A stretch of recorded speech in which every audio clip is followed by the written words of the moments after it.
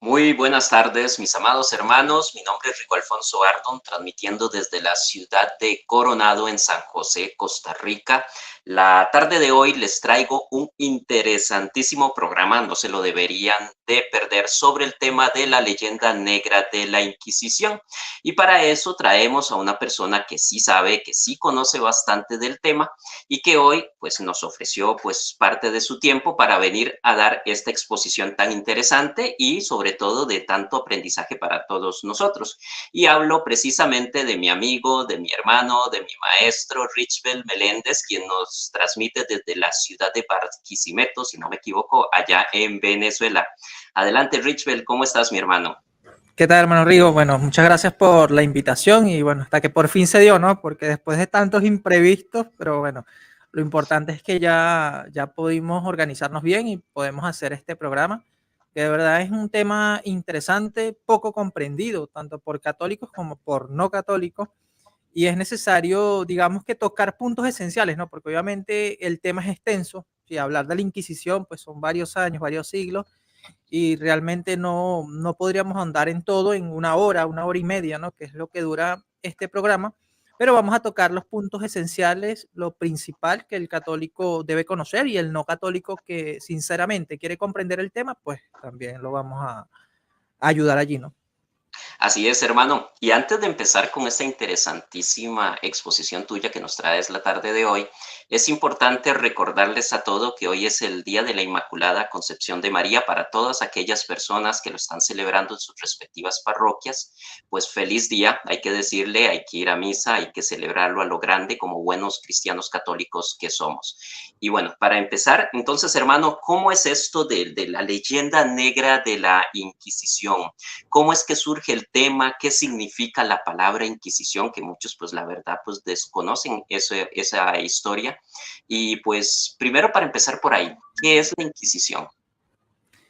Claro, pero antes que nada, Rigo, quisiera compartir un poco de lo que es el ministerio, ¿no? Que he formado, ¿no? Porque ese, digamos que siempre es la estructura que uso para que las personas no digan, bueno, pero ¿quién es él? ¿Por qué él está hablando de eso? ¿Acaso él conoce del tema?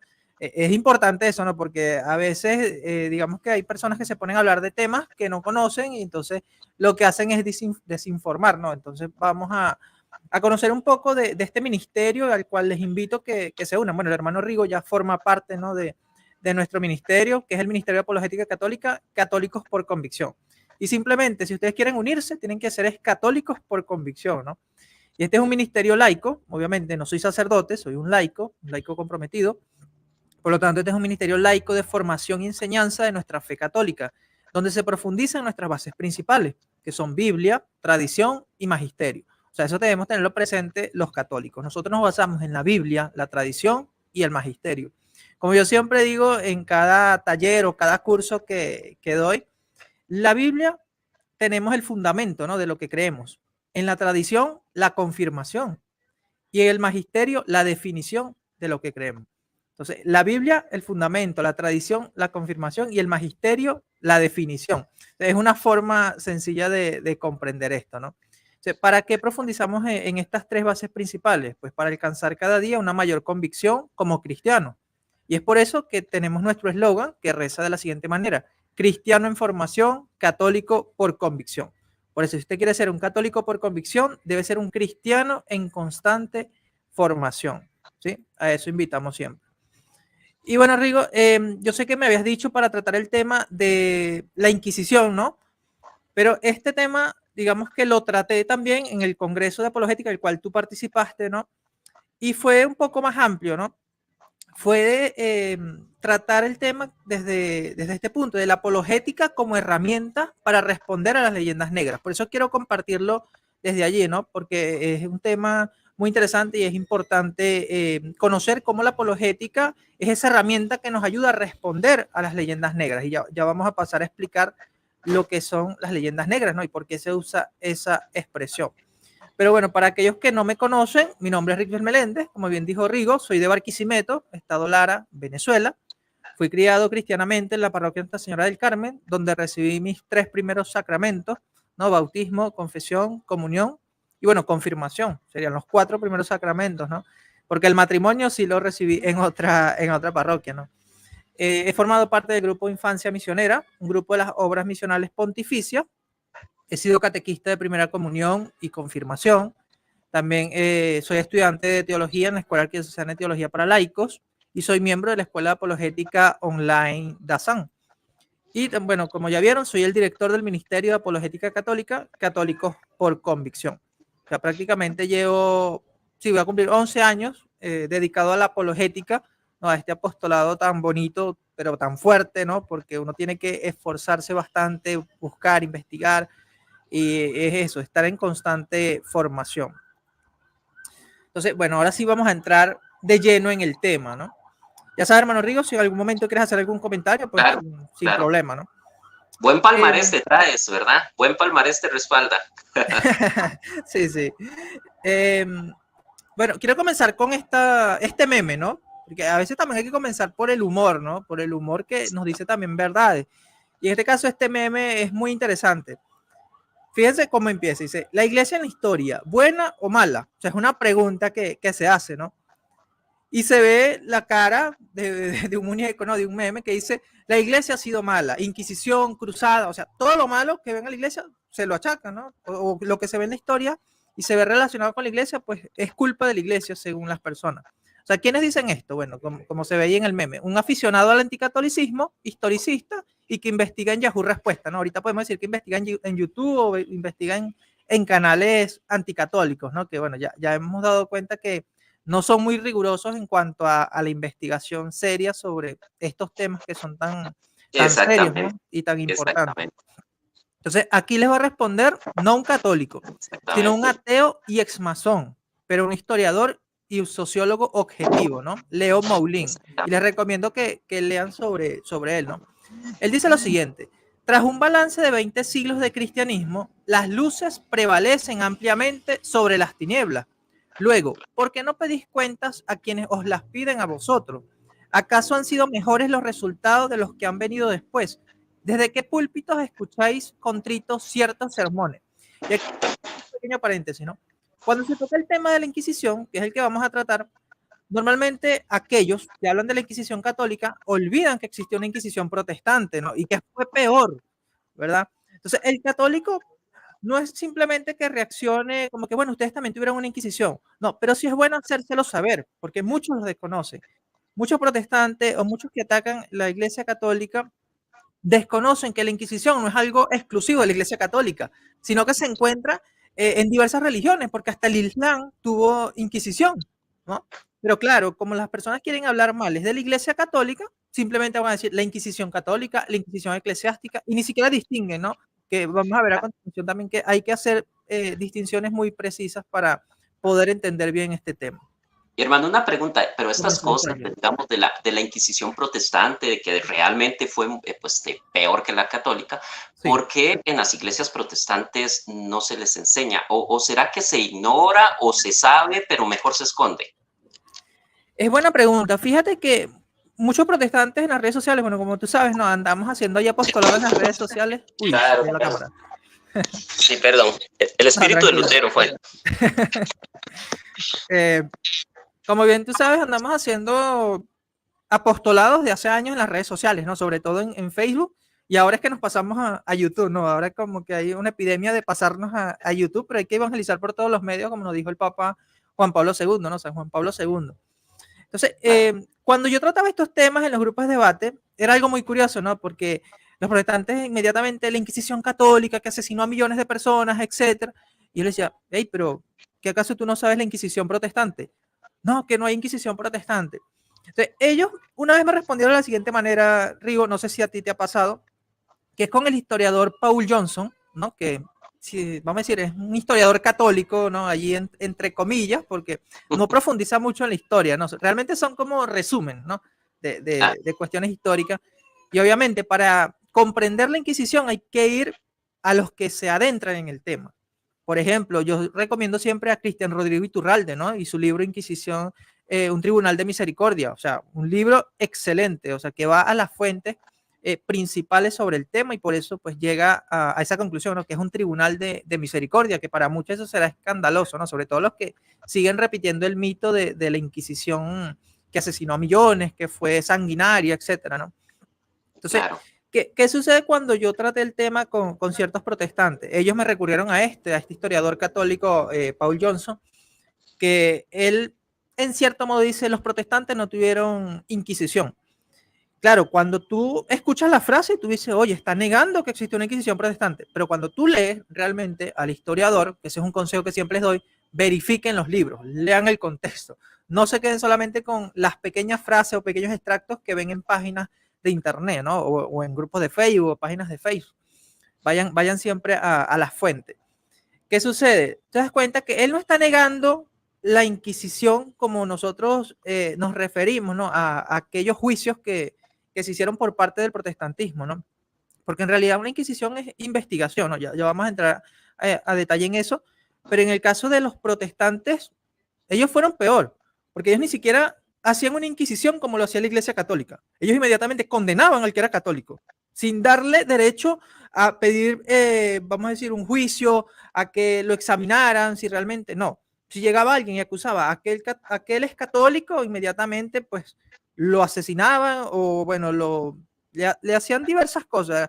Realmente no podemos ni siquiera hablar de una sola tortura, ¿no? Porque ese es otro punto, ¿no? Las torturas en la Inquisición. Y como te digo, son varios puntos que podríamos tocar, pero wow, nos iríamos varias horas, ¿no? Sí. Pero solamente para resumir en ese aspecto. Los protestantes no tuvieron una Inquisición como la Iglesia Católica, sino que tuvieron fue, vamos a decir, algo peor, es decir, ellos se ensañaron con los católicos. O sea, no Una había persecución. tolerancia, no había tolerancia hacia los católicos.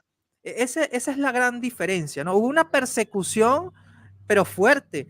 Y fíjate un detalle muy interesante, y es que la Inquisición no fue solamente hacia los católicos, sino hacia los mismos protestantes.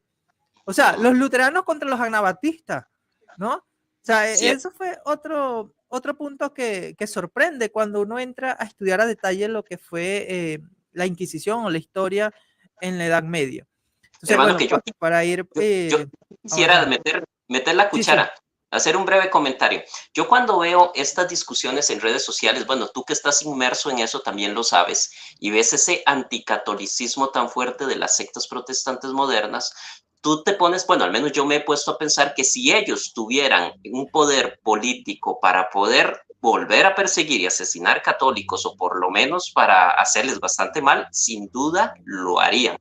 Y en nombre de Dios incluso, porque el anticatolicismo que se ve en redes sociales, y eso que solamente son redes sociales, son solamente memes, comentarios, pero sí es muy fuerte. Y yo he llegado a pensar eso, que si ellos tuvieran el poder otra vez de hacerle daño a la Iglesia Católica, como pasó también en esa época de la Reforma Protestante, yo creo que pues también lo podrían hacer, ¿no? Sí, de hecho, si vamos a poner un ejemplo actual, ¿no? De esas acciones que hacía el protestantismo, lo vemos es con el Islam, o sea, en los países islámicos. Tal cual como actúan en los países islámicos con los cristianos, así actuaban en los países protestantes contra los católicos. O sea, no existía esa libertad de culto que la iglesia sí respetaba, porque hay un error allí, porque muchos piensan que la iglesia se oponía a la libertad religiosa, a la libertad de culto. No, para nada. Es decir, si tú eras judío, tú podías profesar tu fe judía libremente. O sea, la iglesia no te iba a obligar a hacerte católico. O sea, esa idea es parte del mito, es parte de la leyenda negra. ¿no? Y como siempre se ha aclarado, o sea, la Inquisición juzgaba simplemente a aquellos bautizados católicos. En cambio, si hablamos de la Inquisición protestante, vamos a usar el término Inquisición, que realmente no sería ese el término más apropiado, ellos simplemente por ser tú católico ya te condenaban. O sea, no había ese juicio, no había ese examen de conciencia, sino que simplemente por eso te condenaban. Y lo mismo, te repito, sucede con los protestantes, los anabatistas, ¿no? Por decir, los grupos radicales de la Reforma, aunque ese es el título que se les ha dado, pero hay un historiador que recientemente estaba leyendo, historiador protestante, hermano Rigo, de hecho voy a tratar de hacer un resumen para un video sobre ese tema, que está, digamos que, reflexionando sobre esa postura, ¿no? De que había una diferencia entre los protestantes magisteriales, que vamos a decir los calvinistas, luteranos, los seguidores de Zwinglio, y los anabatistas, ¿no? Los seguidores de Thomas Müntzer. No, en realidad el protestantismo radical estaba tanto en luteranos, tanto en los calvinistas. O sea, no es que los radicales eran solamente los anabatistas. Y lo vemos claramente en eso, ¿no? O sea, en la persecución que hubo por parte de los luteranos hacia los anabatistas, de parte de los calvinistas hacia los anabatistas. O sea, ellos quisieron adjudicarle el término radicales a los anabatistas nada más porque, claro, se unían tanto luteranos, calvinistas y los de Zwinglio contra ellos. Pero la historia reivindica que en realidad vamos a decir, la reforma radical ocupaba a todos, o sea, todos los protestantes, no solamente el grupo de los protestantes magisteriales, como se les quiere hacer conocer a ellos, ¿no? Para distinguir de los neoprotestantes, porque ese es otro punto. O sea, muchos protestantes se molestan si los generalizamos con los evangélicos actuales, ¿no? Entonces, claro, bueno, claro. Hay que hacer esas distinciones para que no se molesten, pero al final uno que otro va a salir por allí quejándose, ¿no? Claro, por supuesto. Bien. Bueno, como les dije, ¿no? el título de esta ponencia es la apologética como herramienta para responder a las leyendas negras. O sea, aquí quiero citar a un profesor de historia de la iglesia, que también es apologeta católico de Catholic Answer, o sea, al cual recomiendo, si ustedes dominan el inglés, o bueno, si usan el traductor también, ¿no? Yo por lo menos me baso mucho en el traductor, porque obviamente no domino el inglés, pero es como algo que me gusta, pues no importa, me tomo el tiempo en traducir párrafos, extractos, eso es lo que a mí me apasiona, ¿no? Buscar, investigar, indagar, y bueno, eso hago, ¿no? Y en este caso, con este libro de Stig Weinderkopf, es muy bueno, pero me gusta esta frase que se dice, no en su libro como tal, sino en una publicidad que se hace del libro, ¿no? Dice lo siguiente: aprender la historia católica no solo es importante para la apologética, sino también para la evangelización, porque algunas personas creen en los mitos perpetuados contra la iglesia y terminan perdiendo la fe. Es decir, nosotros no hacemos esto para tapar el sol con un dedo, como dicen muchos, ¿no? Que muchos dicen, ustedes defienden lo indefendible. No, no es defender lo indefendible, es ser objetivo. Es decir, tratar de ver vamos a decir, la historia con los ojos de esa época, no con los ojos de la época actual, porque ese es un error, ¿no? Muchos quieren juzgar acontecimientos de la Edad Media con la mentalidad de ahorita, del siglo XXI. ¿Ya? Obviamente a cualquiera escandalizaría, pero en ese momento eso era lo habitual que se veía. Es decir, las torturas, eso era lo normal, que se veía en toda institución, en todo grupo. No era algo solamente de la Iglesia Católica. Pero claro, si la ve alguien de ahorita, del siglo XXI, que ahorita es impensable torturar a alguien, ¿no? Van a decir, la Iglesia Católica... Sí, exacto. La Iglesia Católica era lo peor, ¿no? Entonces, ese es el problema, ¿no? Cuando se quiere leer la historia, pero con mentalidad y ojos del siglo XXI y no con los ojos de esa época, ¿no? En ese contexto histórico. Entonces, esta frase de Stig Weinderkopf es muy buena para reflexionar. Y qué importante, hermano, eso que dices, porque es importante el estudio de la historia, especialmente de historia de la iglesia, porque como se enseña incluso en la escuela de apologética DASAM, la formación en cuanto a apologética debe ser una formación integral, ¿verdad? Integral. Porque recordemos que enemigos de la iglesia que también esparcen estas leyendas no son únicamente los protestantes. Yo al menos personalmente me he topado con progresistas, con ateos. Igualmente, ¿verdad? Nos dicen exactamente lo mismo, todas estas leyendas negras. Y vuelvo aquí y te pregunto, entonces, ¿se trata, para tener claro todo esto, una leyenda negra o son varias o muchas leyendas negras? Fíjate, cuando definamos lo que son leyendas negras, ya las personas van a tener una idea de cuáles son leyendas negras y cuáles son leyendas rosas, ¿no? Porque son dos términos que hay que tener presentes. porque como les digo, tratamos de ser objetivos, no es tapar el sol con un dedo, o sea, nosotros vamos a reconocer lo malo que se hizo, los abusos que se hicieron, pero no vamos a exagerarlo, ¿no? Vamos a ser conscientes de lo que sucedió realmente, ¿no? Pero Claro. por eso quería comenzar con esta frase de Steve Wendelkorn, ¿no? Porque muchos piensan que el estudiar la historia es solamente para la apologética. No, también es importante para la evangelización. ¿Por qué? Porque por lo menos con esos jóvenes que comienzan en la universidad y comienzan a escuchar estas historias contra la iglesia, muchos pierden la fe, ¿no? Porque en esa etapa están muy débiles en la fe. Sí, claro. A menos que estén en la pastoral juvenil, ¿no? Que eso a veces les ayuda. Pero si son jóvenes que solamente van a misa los domingos, pues esos jóvenes no tienen una formación y obviamente al entrar en la universidad y empiezan a escuchar todas estas historias por parte de ateos, por parte de progresistas, como bien dice, por parte de todos estos grupos, no solamente por parte de protestantes, allí ellos pueden perder la fe. Entonces, también la historia es una herramienta para evangelizar, como dice Steve Wendelkorn, ¿no? Para tratar de, vamos a decir, de corregir todos esos mitos perpetuados contra la iglesia. Así es, hermano. Y aquí hago un pequeño comentario porque, digamos, veo en los comentarios una persona de nickname Aguardiente, bueno, que se quede hasta el final viendo el programa para que le quede bien claro todos esos mitos que está repitiendo aquí por el chat, para que vea que son simplemente esos mitos. Claro. Y bueno, como te dije, realmente el tema es muy extenso, ¿no? Y Claro. quizás van a mencionar casos en específico y obviamente no vamos a entrar en detalles en todo ello, ¿no? Pero sí les podemos recomendar obras que pueden leer sobre ese tema y por eso ya mencionamos la de Cristian Rodrigo Iturralde, ¿no? Que corrige parte de esos mitos, pero cada caso hay que profundizarlo, ¿no? Por ejemplo, vi que mencionaron el caso de Galileo Galilei y obviamente ese es el caso que, o sea, más gracia me da, ¿no? O sea, más risa me da porque a pesar de todas las evidencias, todavía se sigue creyendo que la iglesia condenó a la hoguera a Galileo Galilei, ¿no? Todavía, cuando sabemos que él murió fue de anciano. O sea, él ni siquiera fue condenado a muerte. ¿Sí? Era amigo del Papa. O sea, hay tantas cosas que las personas siguen creyendo, pero por ignorancia, ¿no? Y también porque no se forman debidamente, ¿no? Y por el prejuicio anticatólico que se tiene. Ay, claro, y sobre todo eso, ¿no? Porque ese prejuicio todavía queda cuando tú les aclaras. Ellos van a negar y negar y negar, porque lo que quieren es eso, ¿no? Tener una excusa. Fíjate, ahí está. Ahí está. Sí.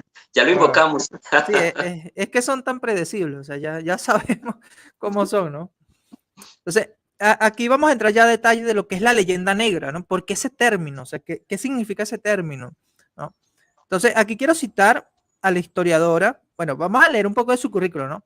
María Elvira Roca Barea es licenciada en Filología Clásica y Filología Hispánica y doctora en Literatura Medieval. Ha enseñado en varias universidades estadounidenses y europeas latín y griego, literatura española e historia del mundo hispano. No estamos hablando de cualquiera. No es un youtuber. No es un youtuber, no. Sí. Es una persona académica y con reconocimiento. O sea, yo tengo su libro en físico aquí en la biblioteca y este libro, ¿no? Imperiofobia y leyenda negra. Y realmente, wow, la forma como ella profundiza, creo que la que yo tengo es la 30 edición, ¿no? de esa obra y que ha tenido reconocimientos por parte de universidades, por parte de academia, o sea, porque ella profundiza bastante en el tema de la imperiofobia y la leyenda negra. Por lo tanto, tiene que definir qué es leyenda negra, ¿no? Y ese es el extracto que cito aquí en esta diapositiva, ¿no? Específicamente en la página 30. Dice, claro. La expresión leyenda negra es a veces usada de un modo general, ¿sí? Vamos a partir de allí. Nosotros lo estamos entendiendo de un modo general, ¿sí? Claro. Para describir modos diversos de demonización injustificada. De ahí se van dando una idea de lo que es una leyenda negra y cómo saber qué es una leyenda negra en la historia de la iglesia. De un personaje histórico, un pueblo o una secuencia de acontecimientos. Por poner un ejemplo de leyenda negra que muchos creen, hasta católicos, te lo digo, hermano Rigo, porque me he topado hasta discutir este tema con católicos, y es del Papa Alejandro VI. ¿Has escuchado del Papa Alejandro VI, no? Borgia. Exacto, uno de los papas Borgia. De los papas Borgia se ha dicho y deshizo tantas cosas que, bueno, o sea, tú terminas odiándolo, ¿no? Sí, En pocas definitivamente. palabras. Pero realmente no es así, ¿no? Y muchos se sorprenden cuando uno les dice no, que no fue así, porque claro, ellos están tan sesgados por tanta literatura que ha, digamos, difundido estos mitos sobre el Papa Alejandro VI, que no se permiten ver el otro lado, ¿no? O sea, es lo mismo que vemos también con el caso del Papa San Damaso, ¿no? Que lo acusan de asesino, lo acusan de varias cosas, ¿no? Sin embargo, cuando tú vas a la historia real, tú te das cuenta quiénes crearon estas historias. Fueron los enemigos del Papa. O sea, Ah, aquellos que odiaban lo que el Papa estaba haciendo. ¿Sí? Sí, claro, no vamos a decir que fue un santo en el caso de Alejandro, Papa Alejandro VI. No, no fue un santo. ¿Sí? Pero tampoco fue el demonio como lo quieren presentar. ¿Sí?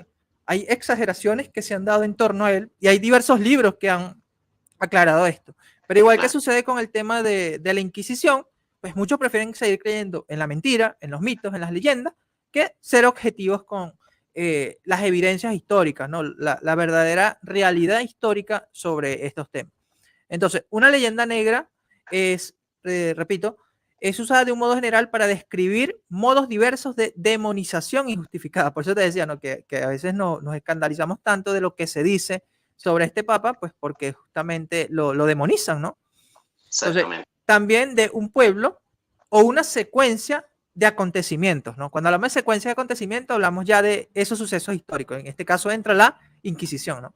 Entonces, una leyenda negra es una expresión que designa una percepción negativa de un personaje o un hecho histórico. O sea, cuando una persona quiere hablar mal de la iglesia, recurre a la Inquisición, las cruzadas, ¿no? Como están por allí, al caso de Galileo Galilei, aunque bueno, realmente, como digo, es risible que recurran a eso porque ya hasta ateos han refutado esa idea, no hay por dónde sostenerla, que a Galileo Galilei lo asesinó la Inquisición, pero bueno. Y también dice María Elvira Roca Barea, dice, generalmente es infundada o parcial. Y a eso es que vamos, ¿no? O sea, es una opinión o una percepción negativa infundada. Ahora, ¿por quién? Justamente por los enemigos, en este caso, de la iglesia, ¿no? Y puede ser infundada o parcial. Es decir, puede tener tanto verdad como mentira. ¿Sí? Mezclan la verdad con la mentira. Y eso pasa con la Inquisición. Que en la Inquisición existieron abusos, sí, pero que fueron como los quieren pretender hacer creer los enemigos de la iglesia, los enemigos de la Inquisición, pues no. Ese es mezclar verdades con mentiras. O sea, es una leyenda negra parcial, ¿no? O sea, Sí, claro. O no sea, puede, sí, no estamos negando, hermano, que hubieron ciertos abusos de parte de algunos, ¿verdad? Católicos con ese exactamente. tema. O sea, no se está negando, pero lo que se está negando es la exageración sobre ese tema, ¿verdad? Exacto. Y fíjate algo interesante, ¿no? Y que por esto a mí me han caído encima muchos hermanos católicos. Porque como tú sabes, yo no tengo problema para decir las cosas en ese sentido. O sea, si he tenido diferencias con un católico sobre diversos temas, pues no hay problema en decirlo, ¿no? O sea, hay que ver la historia de San Agustín y San Jerónimo, ¿no? Como discutían sobre un texto bíblico. O sea, no hay problema en diferir, siempre y cuando sea con respeto y claramente que tú Claro. fundamentes lo que dice. Y bueno, con católicos he tenido diferencias por justamente tratar estos temas, ¿no? Y en el caso de las leyendas negras, fíjate que no solamente hay leyendas negras contra la Iglesia Católica, también hay leyendas negras contra el protestantismo, ¿sí? Historiadores católicos han reconocido esto. ¿Por qué vemos que la figura de Lutero se ha tratado de, vamos a decir, no santificar, ¿no? Pero sí de evitar exageraciones sobre la figura de Lutero? Y vemos muchos católicos radicales que no, que dicen que esto no puede ser así, que esto, que lo otro. No, o sea, los historiadores católicos a mitad del siglo XX, ellos hicieron una revisión historiográfica de la persona de Lutero, ¿sí? Obviamente no se ha dicho que Lutero fue un santo, pero tampoco es como se ha hecho creer también por algunas personas, ¿no? O sea, en ese punto, la iglesia ha sido objetiva, ¿sí? De evitar ya esas leyendas negras, porque si nosotros les reclamamos a ellos que no crean leyendas negras sobre la iglesia, pues nosotros tampoco podemos creer leyendas negras sobre los protestantes, sobre el protestantismo, ¿no? O sea, esa es una reflexión que también hago para los hermanos católicos, ¿sí? Porque aquí no se trata de darle palo a los protestantes, no se trata de ser objetivo y decir la verdad, ¿no? Y por eso a veces hacemos autocríticas también, porque lo que nos interesa es la verdad, ¿sí? No simplemente ganar un argumento, ganar un debate, como esa es la idea que muchos tienen, no. Y en el caso de Lutero, pues es eso, ¿no? O sea, por ejemplo, Joseph Lord ha aclarado mucho quién fue realmente el Lutero, ¿no? En el sentido de que en los primeros siglos de la época de la mal llamada reforma, sí, porque no se puede llamar reforma porque no reformaron nada. La rebelión. La rebelión, exactamente, ese es el término más apropiado. De la rebelión protestante, siglo XVI, XVII, vamos a poner desde el siglo XVI hasta el siglo XVIII, XIX, porque ya en el siglo XIX estaban algunos avances ecuménicos allí para tratar de sanar esos problemas. Pero en esos primeros siglos había muchas guerras religiosas, o sea, entre católicos y protestantes. O sea, allí las emociones estaban de lado y lado, ¿sí? Por lo tanto, habían exageraciones de lado y lado. O sea, protestantes exageraban sobre católicos y católicos exageraban sobre protestantes. Entonces, allí se dieron muchas cosas sobre la persona de Lutero, ¿no? Al igual que se dieron muchas cosas sobre los papas. O sea, que habían papas malos y los exageraron, que allí por lo menos entra lo que hablábamos del Papa Alejandro VI, ¿no? Entonces, es eso, ¿no? Tratar de ser objetivo. Por eso yo por lo menos cuando alguien me dice, hermano, que un libro sobre la vida de Lutero y es del siglo XVIII, siglo XVII, oye, yo lo tomo con pinzas, ¿no? Claro. Porque allí todavía está ese sentimiento anti-Lutero, es decir, ese sentimiento de buscar exagerar, de ponerlo como lo peor que hay. Entonces, no, tampoco hay que caer en eso. O sea, por eso, por lo menos, a mí me gusta mucho el libro de Ricardo García Villoslada, ¿no? De Lutero, El fraile hambriento en busca de Dios. De verdad, es de los libros más objetivos y reconocido hasta por luteranos, ¿no? Sobre la vida de Lutero, desde una perspectiva católica, claro está, ¿no? Porque obviamente hay luteranos que lo van a exaltar y lo van a poner casi como un santo, ¿no? Ahí ya entra la leyenda rosa que vamos a ver en un momento. Claro, pero volviendo al punto, ¿no? Para que más o menos se entienda ya lo que es la leyenda negra.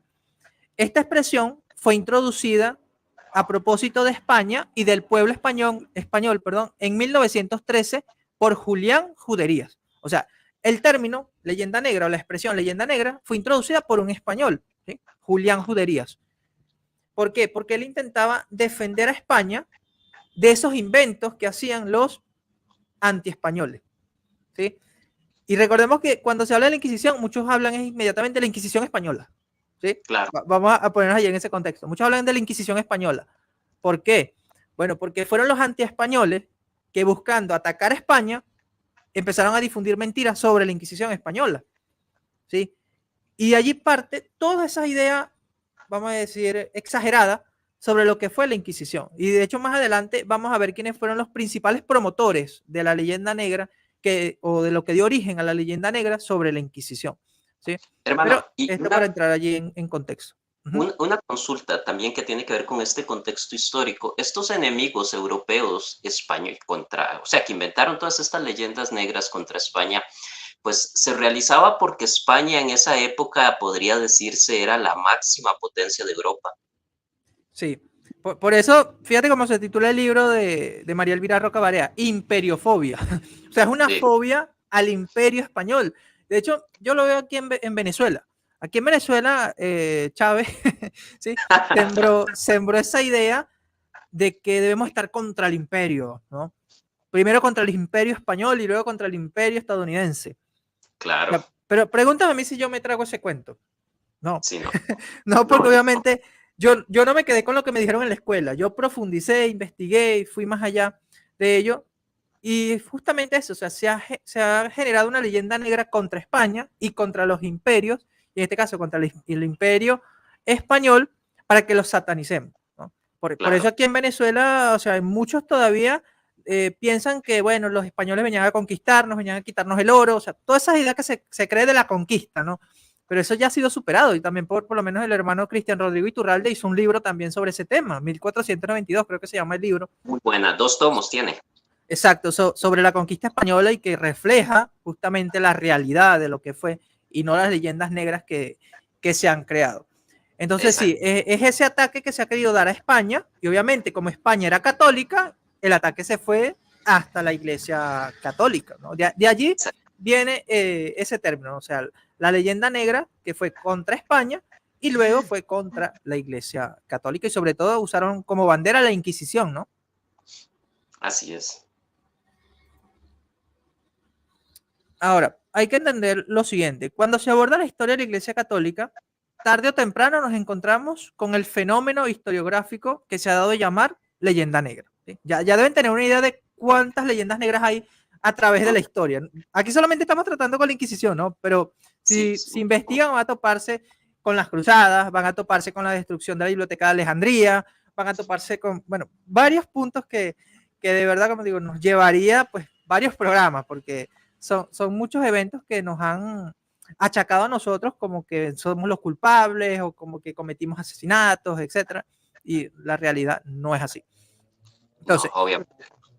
Sigue diciendo, esta consiste, es decir, la leyenda negra, en una labor de propaganda, de desinformación, que a través de la presentación tendenciosa de los hechos históricos, bajo la apariencia de objetividad y de rigor histórico o científico, procura crear una opinión pública bien anticlerical, ¿sí? O sea, esto es para decir, los sacerdotes son lo peor, ¿no? Y fíjate que esto nos lleva a un punto muy interesante, ¿no? O sea, muchos han querido crear estas ideas anticatólicas, pero también anticlericales, o sea, para que las personas ya no recurran al sacerdote, ¿no? Y no sé si tú tienes presente esto, hermano Rigo, que al sacerdote se le conoce también como el cura, ¿no? Ajá. O sea, el cura. O sea, pero ¿de dónde viene esto? Pues del cura de almas.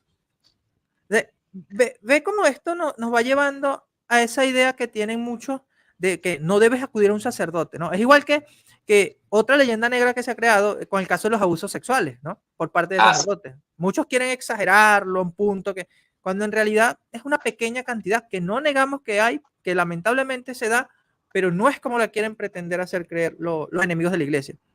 O sea, Claro, es esto, sí. En una falacia de generalización, ¿verdad? Con ese tema. Exacto. Bueno, con ese y muchos temas. Sí, exacto. Pero aquí el punto es eso, o sea, es algo bien, o sea, crear una opinión pública bien anticlerical, o sea, que tú no tengas que acudir al sacerdote, que tú veas al sacerdote como lo peor, ¿no? Y eso es lo que ha pasado con el escándalo, vamos a decir, con la exageración que se ha dado por el caso de los abusos de sacerdotes. No sé si tú has escuchado el testimonio de, no sé, no recuerdo si es un cardenal o un obispo, pero es de Estados Unidos, que él se iba a montar en un avión y en el aeropuerto una persona lo empieza a atacar, ¿no? O sea, y le dice pederasta, pedófilo, le empieza a decir varias cosas porque era un sacerdote, o sea, lo vio con la vestimenta sacerdotal. Y él le dice que por qué él le dice esas cosas si él ni siquiera lo conoce. Porque todos son igual, que es lo que tú dices, ¿no? Que de esa falacia de generalización. Porque usted también es sacerdote y todos los sacerdotes son iguales. O sea, esa es la campaña que se ha creado, ¿no? Es una campaña bien anticlerical. O sea, que tú veas al sacerdote como lo peor, como que no puedo estar con un sacerdote, no puedo acudir a un sacerdote. O sea, ¿y quién crees tú que ha creado esta campaña? Ya si nos vamos al ámbito espiritual. O sea, ¿quién es el que te puede dar la absolución? O sea, ¿quién es el que te puede, digamos, claramente, Dios te perdona los pecados, pero ¿quién te da la absolución? El sacerdote. Si quieren crear esta campaña es para alejarte del sacerdote y que el sacerdote te dé esa absolución, o sea, te reconcilie con Dios. O sea, esto no es algo solamente histórico, sino que también entra en la parte espiritual, ¿no? Es esta campaña de desprestigio contra la iglesia. O sea, cuando tú comienzas a reflexionar todo esto, tú te estás dando cuenta de todos estos detalles, que mucha gente lo trata solamente por la parte académica, pero si lo vamos por la parte espiritual, fíjate cómo afecta. O sea, tantas personas se van a desprender del sacerdote, de ese guía espiritual, de ese cura de almas, por estas campañas. Por eso es importante aclararla, no corregirla. Claro, o sea, detrás de todo esto, de todas estas cosas, está ahí moviendo los hilos el padre de la mentira, ¿no? Justamente porque la leyenda negra es una mentira, ¿sí? Porque una mentira mezclada con verdad es una mentira. Exactamente. ¿Sí? El padre de la mentira es el que está detrás de todo esto. Y No muchos lamentablemente se dejan llevar por eso. Exacto. Sí, es como cuando dicen magia blanca y magia negra, ¿no? O sea, magia es mala o no. Entonces, exactamente. hay que comprender eso. Entonces, sigue diciendo, por eso se aparta de lo que podría aceptarse como una simple crítica. O sea, no podemos tolerar las leyendas negras como una simple crítica contra la iglesia. No. O sea, es una mentira burda y descarada que hacen para manchar a la iglesia y al clero, ¿no? O como una denuncia honesta y rigurosa de los errores cometidos por los miembros de la iglesia, dando en cambio una imagen voluntariamente distorsionada del pasado de la iglesia, para convertirla en una descalificación, lo que hablamos, descalificación global de una misión milenaria, tanto antes como sobre todo en la actualidad. O sea, porque las leyendas negras van, o sea, no van a dejar de ser, ¿sí? O sea, van a seguir existiendo, ¿sí? Esto lo decía, fíjate que lo decía un hermano exateo de Facebook. Él era ateo y se convirtió al catolicismo. Y él una vez hizo una publicación, creo que fue cuando acusaban al Papa Benedicto de promover los anticonceptivos, ¿no? Algo así era el tema. Y él dice, hoy nace una futura leyenda negra. O sea, que en un futuro va a existir personas contrarias a la iglesia que van a empezar a decir el Papa Benedicto, y ni siquiera en un futuro, ya lo vemos ahorita, ¿no? Empiezan personas a decir el Papa Benedicto promovió los anticonceptivos o promovió tal cosa, ¿no? O sea, ahí nace una leyenda negra. Entonces las leyendas negras siempre van a existir por parte de los enemigos de la iglesia, que van a eso, a tergiversar las realidades, van a tergiversar las cosas para convertirla en una descalificación global, como dice aquí, de una misión milenaria.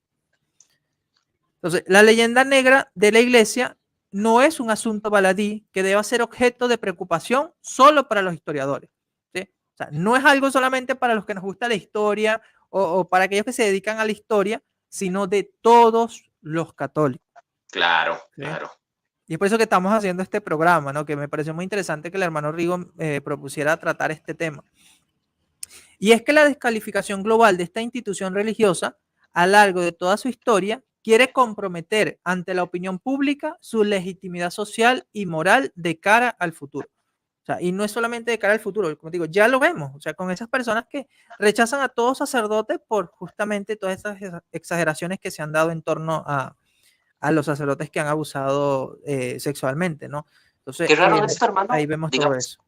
Uh-huh. ahí, porque siempre, siempre es a la Iglesia Católica con que se le ataca más fuerte, porque si hablamos de abusos sexuales de clérigos, pues eso no se da solo en la Iglesia Católica, incluso en pastores de las iglesias protestantes se dan, pero no se demonizan tanto como si fuera un sacerdote católico. Igual menciona la Inquisición, hubo Inquisición protestante, pero no se menciona tanto como la católica. O sea, siempre la Iglesia Católica, si se trata de mal, siempre la demonizan de más y se hace como más grande el asunto, más leyendas negras, y es lo que te decía y lo que bien decías tú hace poquito, yo siento que intención del maligno, ¿verdad? De utilizar a todas estas personas, a todos estos enemigos de la iglesia para propagar todas estas leyendas negras y alejar a las personas de la iglesia y por lo tanto alejarlas de Dios, que al final es lo que el demonio quiere, ¿no? Así es. Y fíjate que me hace recordar un caso que conocí hace tiempo con una hermana de la iglesia, una periodista venezolana. Resulta que ella es muy católica, ¿no?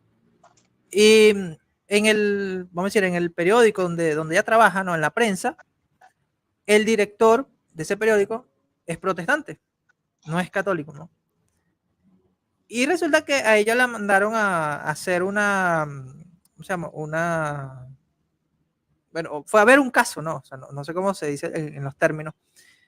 Fue a ver un caso, a tratar un caso, y fue con el camarógrafo, fue ella, y el caso era de un pastor que había abusado de una niña de su congregación. Cuando ella llega y va a hacer ese artículo, ¿no? Para el periódico, el director se da cuenta de que va a anunciar eso y le dice que no, que cómo va a manchar la imagen de un siervo de Dios. Eso, ella dice que para ella eso fue indignante, ¿no? Y ella dio una respuesta que fue la más lógica. Y le dice, pero yo no he visto que usted se niegue a los casos de sacerdotes que han publicado aquí en el periódico. O sea, yo digo que ese director no sabía qué decir, ¿no? Claro. O sea, ella dio ese testimonio en una convivencia, un retiro que sostuvimos. Y de verdad que fue muy, muy esclarecedor, ¿no? Para entender cómo actúan ciertos grupos. Un prejuicio anticatólico terrible. Sí, Hermano, yo y podemos decir que es anticatolicismo realmente, porque No Yo a le veces, interesa la verdad, sino puramente sí, eso. claro, si es prejuicio o si también dentro de ese prejuicio va odio incluido hacia la Iglesia Católica. Sí. O sea, y es sorprendente porque realmente, o sea, debe publicar la noticia, o sea, independientemente, ¿no? Si es un sacerdote, si es un pastor, o sea, es una noticia, pero no, él quiso fue proteger la imagen de los evangélicos en ese caso, ¿no? Qué Pero barbaridad. claro, o sea, fue algo absurdo porque obviamente otros periódicos sí lo iban a hacer, ¿no?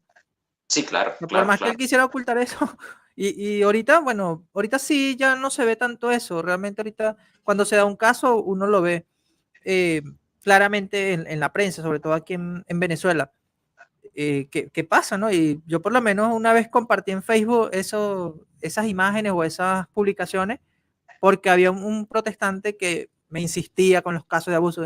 Yo le digo, ok, pero ¿qué pasa con este pastor? Fíjate, y le compartí. No, que tú andas atacando, o sea, ahí se hacen las víctimas, ¿no? Cuando Sí, uno le claro, responde, ahí se hacen ellos las víctimas. O sea, claro. igual me pasó con una profesora que era testigo de Jehová y también cada vez me decía lo mismo, que el Vaticano, que oculta los casos, que no sé qué.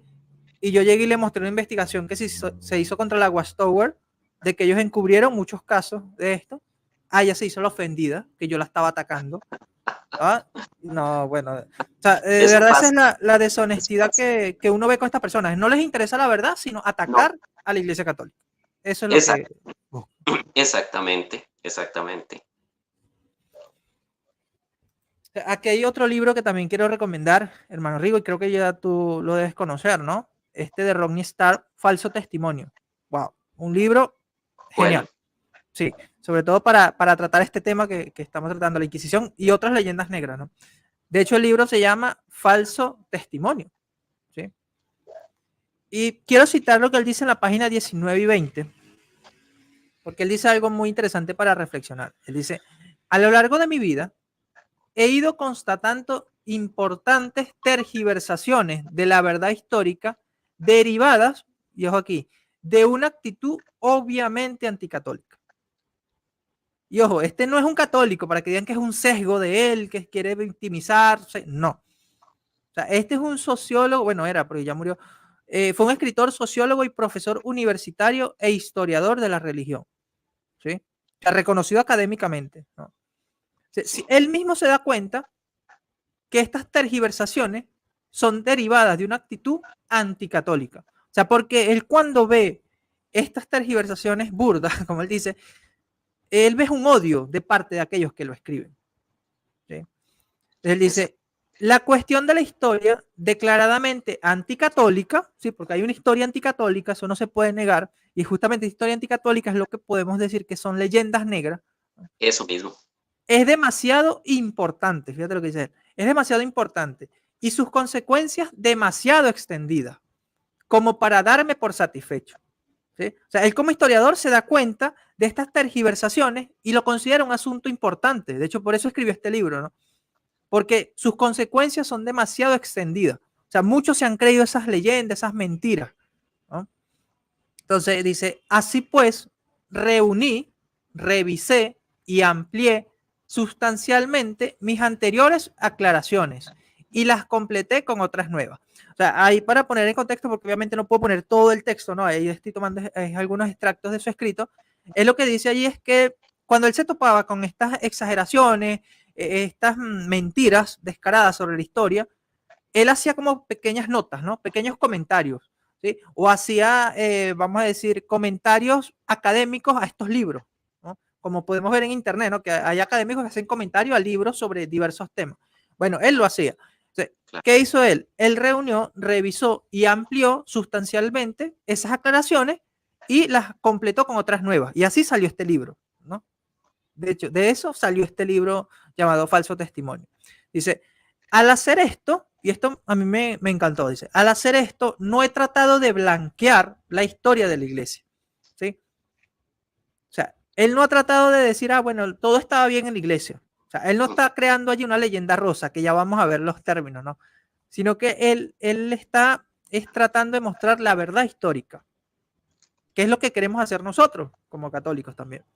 Claro, Dice, claro. independientemente de la importancia que cada uno conceda a estos aspectos negativos de la historia de la Iglesia, nada podría justificar las exageraciones desmedidas, las acusaciones falsas y los fraudes patentes. Y lo mismo, y yo llevando esto ahora, ¿no? Ahí es a lo escrito, pero yo lo llevo ahora a los videos en YouTube. O sea, ¿por qué nosotros respondemos a tantas mentiras que se dicen en Internet? Pues justamente porque no podemos tolerarlas, ¿no? Que muchos canales anticatólicos dicen que ellos están defendiéndose de los ataques de nosotros. No, al contrario, somos nosotros quienes respondemos a los ataques de ellos, ¿no?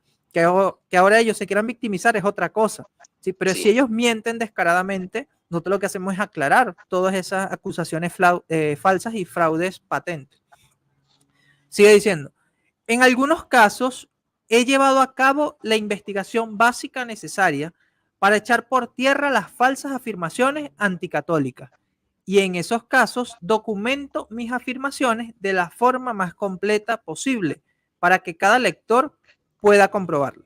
Y esto es un hecho, porque si tú revisas su libro, tú te das cuenta de la bibliografía extensa y todas las referencias que coloca. O sea, de todos los libros que él revisó, de dónde sacaba la respuesta, de dónde sacaba la objeción, todo eso tú lo puedes ver en su libro. Hablamos de un académico, estamos ante el testimonio de un académico que no es católico y que da sus fuentes y no de youtuber anticatólicos, ¿verdad? Que Exacto. no tiene información de nada. O que plagian, ¿no? Como hacen Ah, unos bueno, plaguistas. peor todavía, peor. Sí. Y aquí está lo mejor, ¿no? De lo que dice Ronnie Starr. Finalmente, yo no soy católico romano y no he escrito este libro en defensa de la iglesia. Lo he escrito en defensa de la historia. Bueno, más que evidente, ¿no? Para Ahí que no está. digan que es católico y que porque es católico está inventando cosas. No. No. Él es objetivo, es historiador, es académico y es una persona que no pertenece a la Iglesia Católica.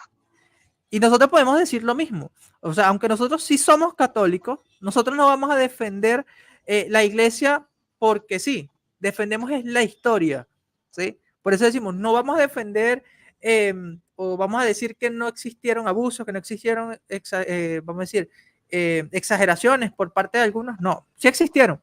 Lo que no vamos a tolerar son esas exageraciones que hacen otros sobre los hechos históricos reales.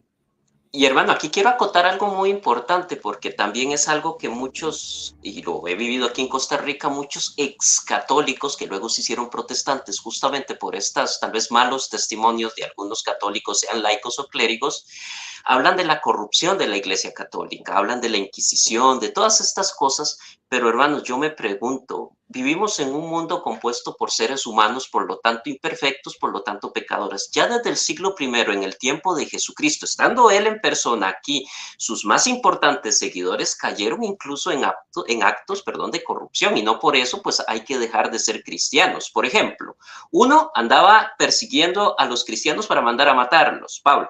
Otro lo negó 3 veces, Pedro. Otro lo traicionó, Judas. Otro se peleaba por el lugar de privilegio en el cielo, Santiago y Juan. En el momento más importante de la vida de Jesús, que fue su pasión y muerte, pues casi todos lo abandonaron, lo dejaron solo, lo dejaron botado, como decimos acá en mi país. Sí. Y sin embargo, no por eso vamos a dejar de ser cristianos, ¿no? Es que también hay que ubicar eso, que estamos en un contexto donde somos seres humanos, cometemos errores, nos equivocamos, hay personas buenas, hay personas malas, y eso es en todo lado, no es solo en la Iglesia Católica, pero muchos hermanos protestantes, volvemos a lo mismo, por ese prejuicio que les meten en esas iglesias, les lavan el cerebro y terminan prácticamente volviéndose anticatólicos y con un marcado odio hacia la Iglesia Católica, sin examinar, sin ser objetivos, como este señor que ni siquiera es católico, ¿no? Exacto. Y vamos a revisar aquí. Y como le digo, no coloqué todo lo que dice Ronnie Starr, porque obviamente no me abarcaría en toda la diapositiva, pero en parte de lo que él dice es que la mayoría de los que hablan contra la iglesia, o sea, aquellos que él leyó, ¿no? Que tienen una actitud obviamente anticatólica, lo que más les sorprende es que son ex católicos, ex monjas, ex religiosos, ¿sí? O sea, ahí tú ves eso, ¿no? Como ese sentimiento de odio hacia esa fe que profesaban antes. O sea, y lo dice el mismo Ronnie Starr. O sea, y esto ayuda a entender mucho a los anticatólicos de YouTube, que la mayoría son excatólicos, ¿sí? Pero excatólicos frustrados con su fe católica que no se dedicaron a conocer. Y ahora les molesta que nosotros los católicos les enseñemos, les aclaremos. Exactamente, hermano. Aquí donde entra la frase católico ignorante, futuro protestante. Así es. Y también hay otra frase que dice, católico instruido jamás será confundido, ¿no? Esa misma. Sí. Bueno, hay varias frases. También está la otra de un hermano que dice, prefiero instruir al católico ignorante para no debatir con él cuando sea un futuro protestante. Exacto, esa es mejor todavía. Sí. Mejor. Esa es de prevención. Y reflejan realidades, o sea, que podemos encontrar y sobre todo en las redes sociales, ¿no? Con gran cantidad de personas. Y tú decías algo muy, muy importante, ¿no? De que ya podemos ver cómo desde los primeros siglos se veían esos escándalos, ¿no? Esas personas que digamos estaban actuando mal y no por eso nosotros rechazamos a la iglesia, ¿no? En el caso de los apóstoles, ¿sí? Pero esto me lleva a pensar, o sea, aquí haciendo un poco de historia, y es en el caso de los donatistas. No sé si recuerdas el caso de los donatistas que acusaban a San Agustín de que San Agustín no podía ser un cristiano, celebrar los sacramentos, y que hacían, le achacaban la vida anterior de San Agustín, ¿no? Porque él fue mujeriego, porque él hizo esto, porque fue muy pecador. Y a San Agustín lo acusaron, ¿no? en un sínodo.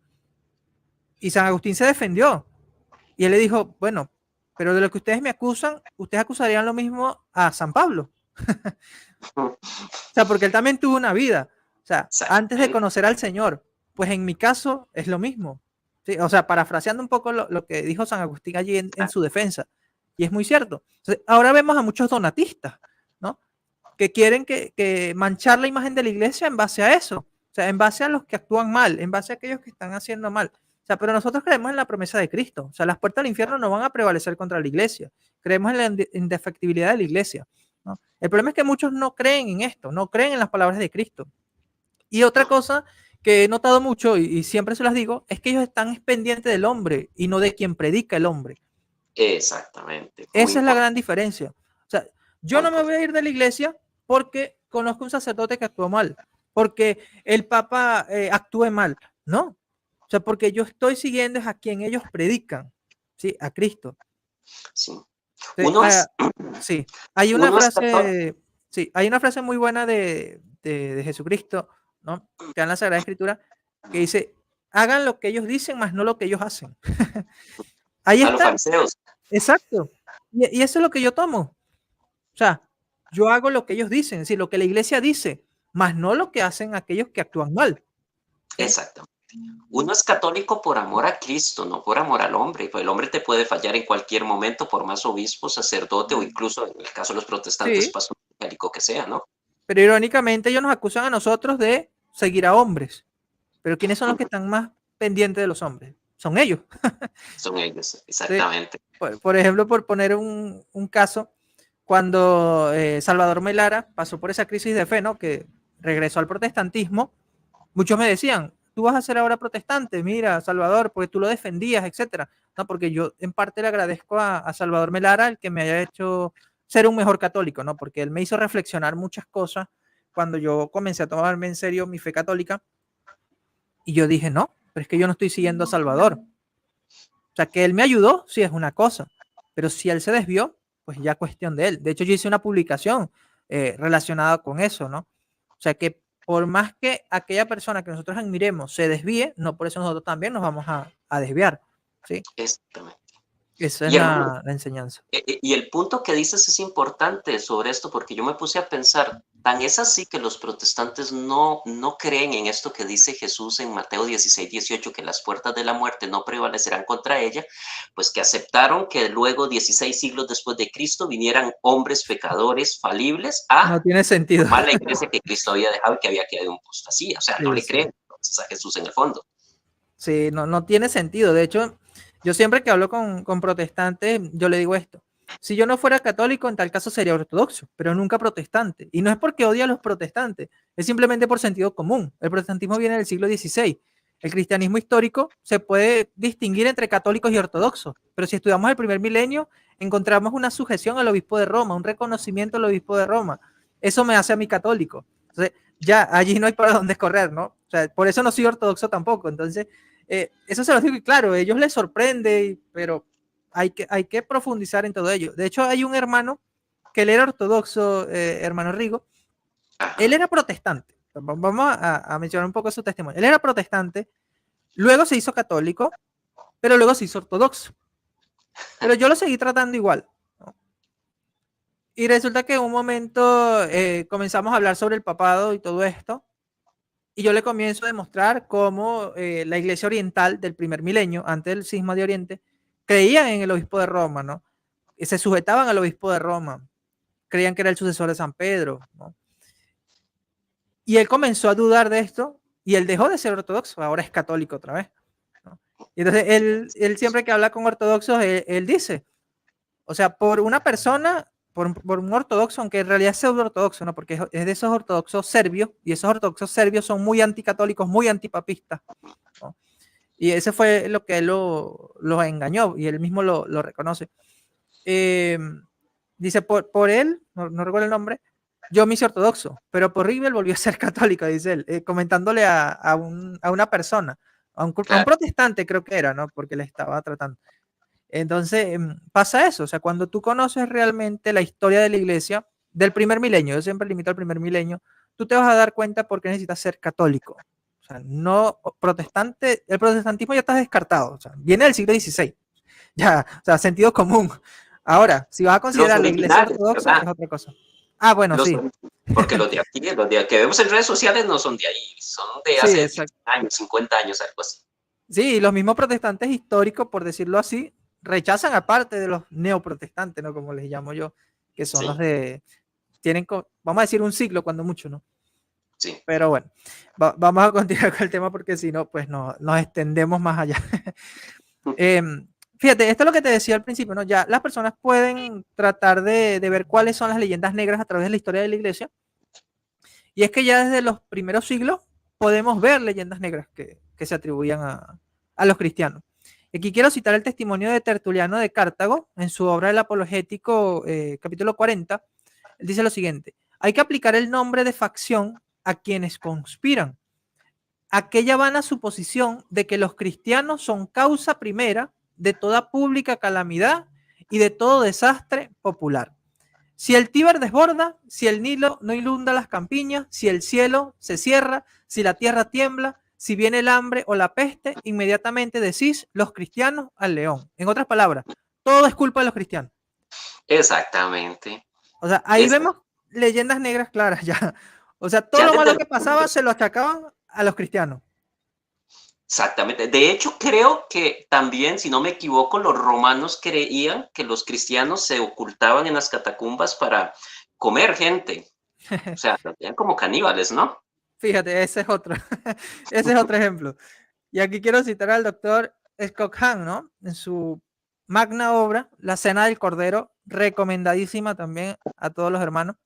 Y creo que no necesita presentación, ¿no? Yo creo que todos han de conocer al doctor Scott Hahn, ¿sí? Un gran converso al catolicismo, o sea, un referente de la teología católica ahorita en el siglo XXI.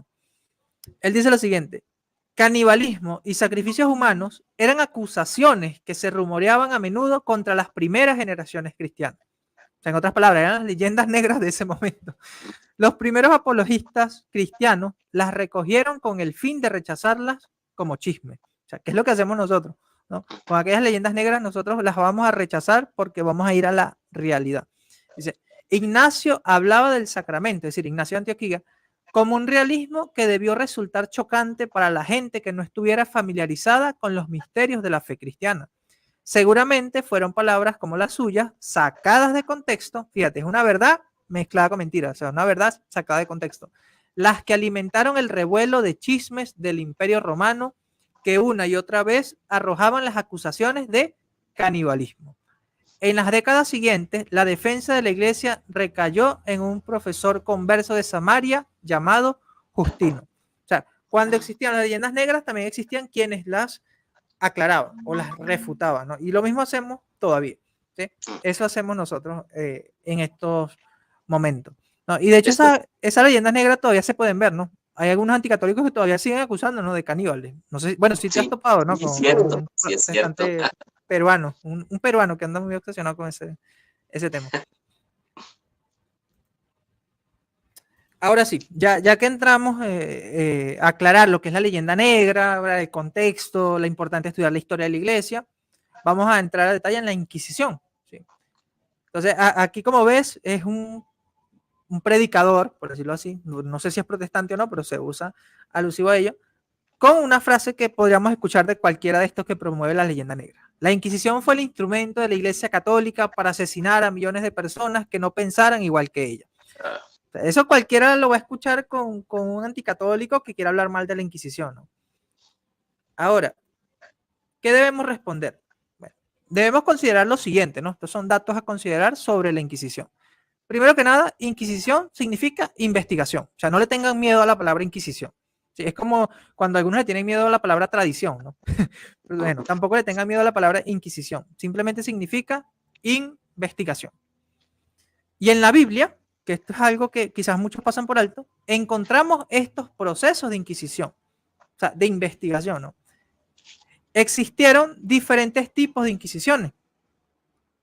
Otro punto, la Inquisición eclesiástica era querida por el pueblo. ¿Sí? No es como la han querido demonizar. Si fuera lo malo que muchos han querido hacer creer, pues no fuera sido querida por el pueblo. Pero era todo lo contrario. El pueblo pedía la Inquisición eclesiástica. Claro, claro, claro, claro. Esta Inquisición eclesiástica se refiere, digamos, que la iglesia investigaba qué era lo que estaba creyendo el pueblo. Sí, vamos a decir, vamos a poner un caso. Yo escuché que un hermano católico está negando que Jesucristo es Dios, ¿no? Entonces, ¿a dónde acudía yo? Pues justamente con el Tribunal de la Inquisición, ¿sí? Que todavía existe. Quizás para muchos no lo saben, pero todavía existe la Inquisición. Obviamente ha cambiado en su forma, pero existe ese organismo. Iba con ese organismo y decía, fulanito está negando que Jesucristo es Dios. ¿Qué hacía la Inquisición? Lo llamaba a juicio, ¿sí? Después de investigar claramente quién era la persona y todo eso, lo llamaba y le empezaban a preguntar, a cuestionar. ¿Es verdad lo que dice tal persona que usted negó que Jesucristo es Dios? Y fíjate, no era como el protestantismo, repito, que no te daban chance para tú decir, no, es mentira, no. De una vez a la hoguera. Bueno, digo, en pocas palabras, ¿no? Porque claro, existían otros tipos de tortura, pero en ese caso, con los bautizados católicos, era simplemente eso, ¿no? Preguntarle si había caído en esa herejía y si esa persona decía que sí, le daban hasta varias oportunidades para que él se retractara, ¿no? Por eso es que Cristian Rodrigo Iturralde lo llamó un tribunal de misericordia, o sea, era el único que tenía tanta misericordia para el acusado que le pedía que se retractara varias veces. Ah, pero si no se retractaba, ya ahí no podía hacer nada, o sea, ese cuerpo eclesiástico no podía hacer nada. Entonces, ¿qué sucedía? Lo entregaban al poder civil. Ahora, la Inquisición eclesiástica estaba conformada por diversos miembros. De hecho, aquí en la imagen podemos verlo, pero más adelante vamos a detallar con la imagen un poco más grande, ¿no? ¿Quiénes eran esos miembros que estaban allí presentes en el tribunal de la Inquisición? ¿Sí? Pero estos datos son importantes a considerar. Claro. Ahora, otro punto, ¿no?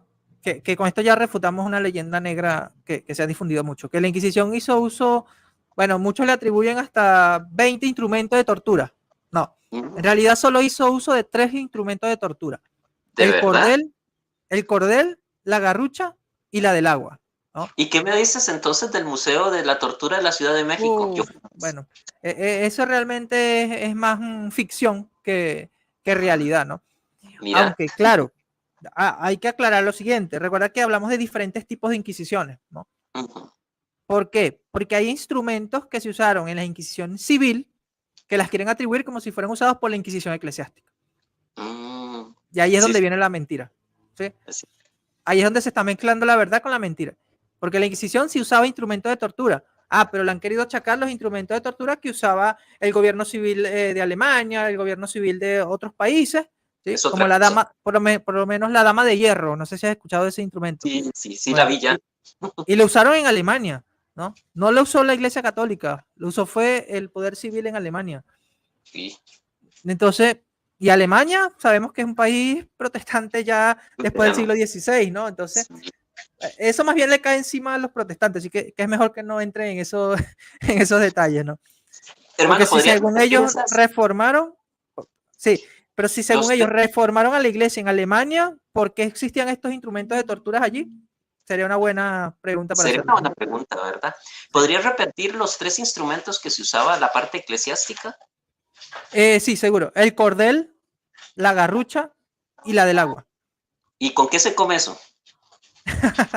Sí, bueno, esos eran, digamos que los instrumentos de tortura menos fuertes, por decirlo de alguna manera, ¿sí? Porque vamos a entrar en la mentalidad de esa época que todos Claro. los tribunales usaban tortura, ¿sí? Y obviamente la Inquisición lo usaba, pero para que el reo o el acusado se arrepintiera. Pero fíjate un detalle muy importante que lo vamos a leer ahorita. No debía derramar sangre el acusado. Y debía estar un médico presente, siempre. No es como muchos lo presentan, que sale el verdugo y está en una rueda la persona y lo está... No, no es así.